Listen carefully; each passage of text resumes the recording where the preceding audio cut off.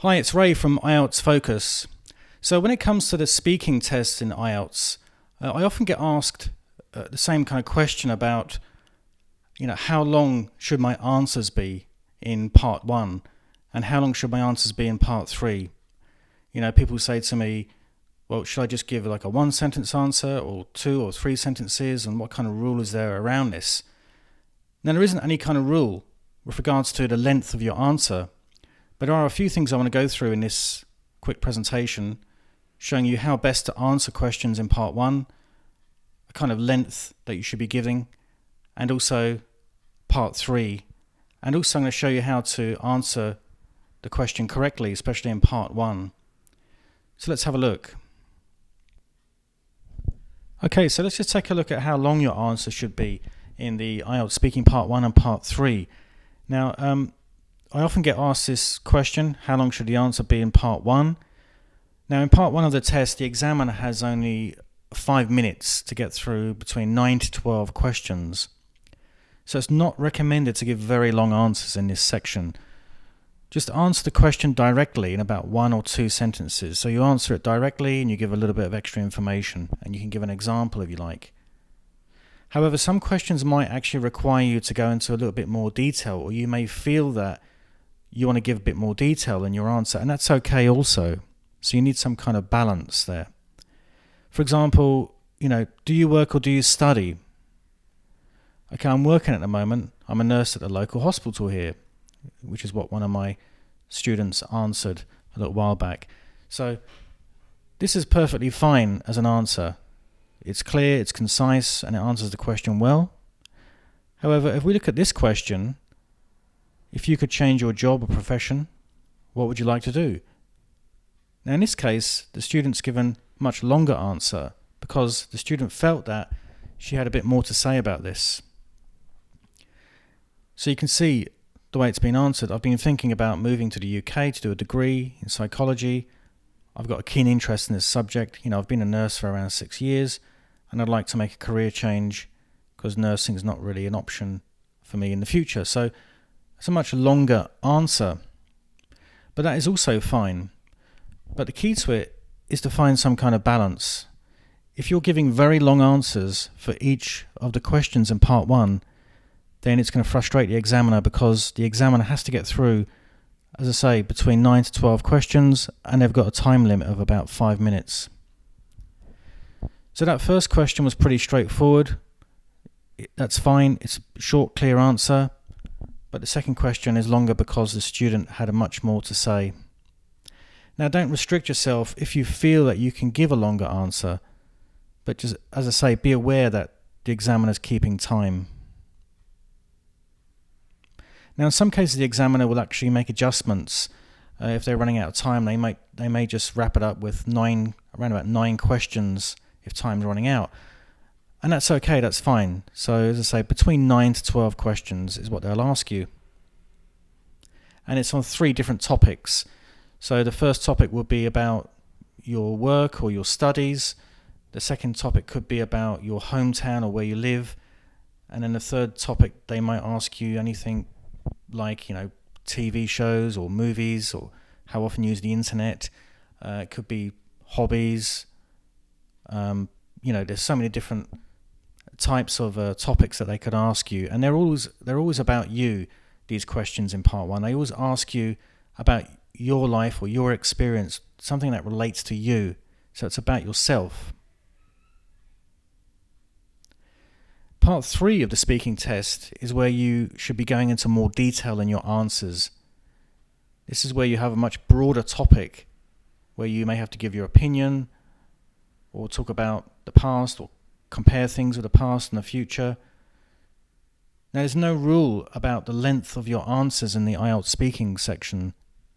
It really is down to how you feel you want to answer it. But as I say, in part 1, you don't have to give very long answers to every single question.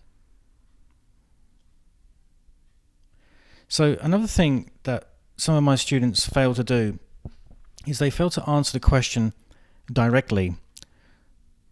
Now, if you're asked a yes/no question, such as, do you like, or, do you want to, or something like that, You just answer directly, yes I do, no I don't, and you give more detail then. Or it could be a hypothetical question such as would you like to?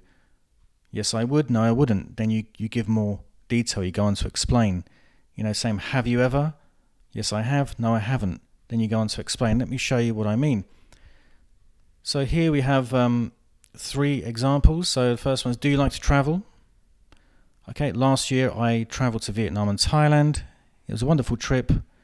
On my next vacation I want to visit Europe, especially Spain and Portugal. Do you like to travel? Yes I do. Do you like to travel? Yes I do. Last year I travelled to Vietnam and Thailand, and so on. So which one of these do you think is the best way to answer that question, do you like to travel? Well, this one is actually wrong, because the student hasn't directly answered the question here. Do you like to travel? Just go straight into it. This one is far too short. You shouldn't answer 1 or 2 word answers in IELTS. Far too short, needs more detail. But the third one is good because it answers the question directly, yes I do. Then it goes on to explain. So always answer directly. Let's look at some more examples. Have you ever lived abroad? Yes I have. I once lived in Canada. Or this one, I studied at an English school in Canada while I was on a working holiday visa. Well, again, this is correct. This wouldn't be a good answer. Have you ever? Yes, I have. And then you go on to explain. This one just goes straight into it. It just doesn't seem right. It hasn't clearly answered the question. And the same here. Would you like to study overseas in the future? Which one do you think is the best answer? Well, obviously, this one here. Would you like? Yes, I would. This one here just goes straight into it, doesn't directly answer the question. So when you get asked a yes/no question, just answer it directly and then go on to explain. Now, part 3, how long should your answers be in part 3? Well, this is where you need to talk at length. This is where you have to support your opinion. You have to give an example. You have to explain what you mean if you want a higher score. Now, the questions in part 3 are much broader than in part 1. So I mentioned before that in part 1, the questions are always about you and your experience, your work or your studies or your hometown or your hobby or whatever. They'll always ask you about you. But in part 3, it's much broader. Now, there's no particular rule on how many sentences you should reply with. But in part 3, I would suggest about 4 or 5 sentences, but it really depends on the question. So it's going to be a longer answer than part 1. And here's a general structure you could use. So you can give your opinion, and you go and explain, or you give a reason for your opinion, and then you give an example. So it's a very simple, useful structure for part 3. So for example, let's take this topic of technology and the internet.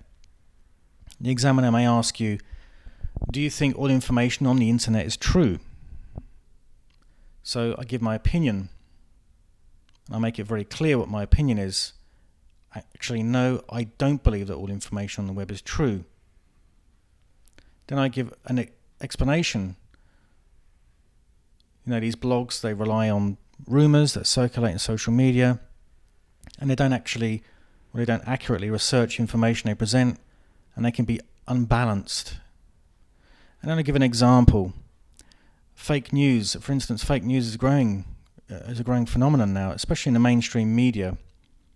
They're actually engaging in this. So, for example, the BBC ran a biased story on the PCR test, and they didn't show that there was actually a very high false positive rate, which has actually been proven by some medical experts. So this is the whole answer. You got your opinion, you explain, you give an example. Now that is very long. It's just for example purposes. Doesn't have to be that long. 4, 5 sentences is fine. In some cases, even just a couple of sentences. But the thing about part 3 is where you have to really explain, support your opinion, and ideally give an example. Now, there are actually 7 question types in part 3. Part 3 is obviously connected to the topic that you'll be talking about in part 2, where you have to talk for 2 minutes. So you have to expand on your ideas, and this part of the test is about 5 minutes in part 3. So you get asked about 4 questions, 3 to 4 questions. So you've got time to explain and give a longer answer for each question. So I think it's about 4 questions in general that they'll ask you, that the examiner will ask you. And you need to develop your ideas. So you may be asked to give your opinion, or you may have to make a prediction about the future. Some of the questions ask about people in society. So you're talking about other people in society, comparing things and contrasting, or comparing with the past, cause and effect. And you may get asked a hypothetical question like would you or if, that kind of question. For more detail about these question types, you'll find this video on my YouTube channel about the 7 types of questions in part 3 of IELTS Speaking, or you can also have a look on my blog in the speaking section. You'll find it there. It goes into much more detail about some of the grammar you can use and some wording you can use. So have a look at that video on my YouTube channel. Now, some tips for IELTS speaking. So what I would suggest is get a list of speaking topics. You can find those online, and just make notes on what you could say for each of those topics. So topics such as technology or health or the environment, education, society, that kind of thing.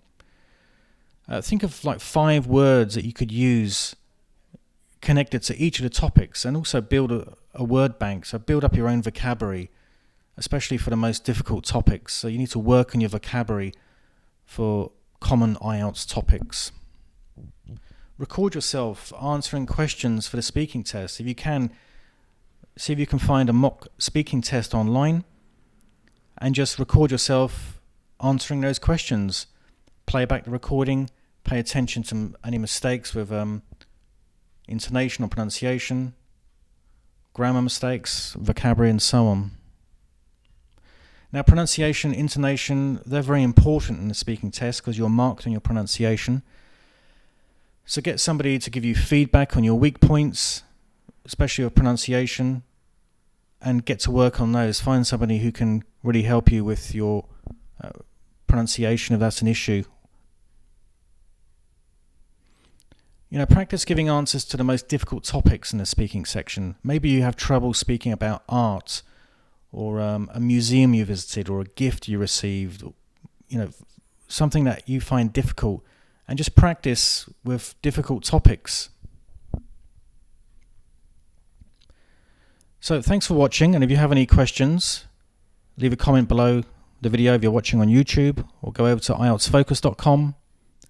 We have a one-to-one speaking practice session online. You can check it out at this link. And also there's a writing correction service. So thanks a lot. Thanks for watching.